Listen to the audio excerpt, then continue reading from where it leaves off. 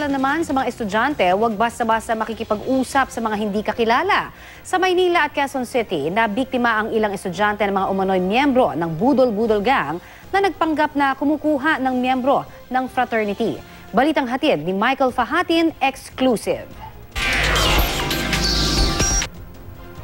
Ang modus, ilang lalaki ang magpapakilalang mga miyembro at opisyal ng isang fraternity at manghihikayat ng mga miyembro tulad sa kuhang ito ng CCTV malapit sa isang university sa Santa Mesa, Maynila. Kadalasan may kasama ang mga suspect na nakasuot na uniforme at nagpapanggap na estudyante rin. Kapag nahulog na ang loob ng mga estudyante, bilang initiation, pabibilhin ng soft drinks ang biktima para ipakita ang pagkamasunurin niya sa mga master. Dito napapasok ang modus dahil bago utusan ng mga estudyante, ipapaiwan ng kanilang mga gamit. Mapapansin sa kuhang ito na may dala silang inumin at wala ng bitbit na gamit, maliban sa suspect na kasama nila na nagpanggap na estudyante. Habang abala na sa iniutos ang mga estudyante, makikita ang mga suspect na bitbit na papalayo ang mga gamit ng mga estudyante.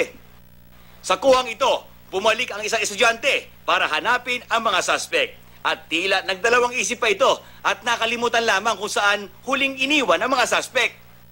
Hanggang sa pumasok na sa kanyang isipan na maaaring naloko na sila ng mga suspect at makikitang nananakbo na at desperadong makita ng biktima ang mga suspect. Sa iba pang kuha ng CCTV, ilang kali ang layo mula sa pinaghahanapan ng mga biktima, makikita ang mga suspect na nagmamadali, bitbit pa rin ang mga bag at hindi na nakitang muli. Ito rin ang modus na nangyari sa Greater Lagro sa Quezon City, kung saan nilapitan din ang isang binatilyo ng ilang lalaki at nakumbinsi na iwan muna ang kanyang cellphone nang ipagawa sa kanya ang umano'y initiation. Ang mga reklamong tulad nito, kadalasan hindi na nakakarating bilang formal na reklamo sa pulisya. Kaya payo ng barangay, ako nakikiusap sa mga estudyante na huwag kayo sumali sa mga fraternity o huwag po kayo makipag-usap sa hindi nyo kilala upang hindi kayo mabiktima sa mga budol-budol. Masdan ang malapitang kuha ng isa sa mga suspect. Kung may impormasyon kayo sa lalaki ito, ay ipagbigay alam lamang sa PNP o sa Barangay 626 sa Maynila. Michael Fahatin, GMA News.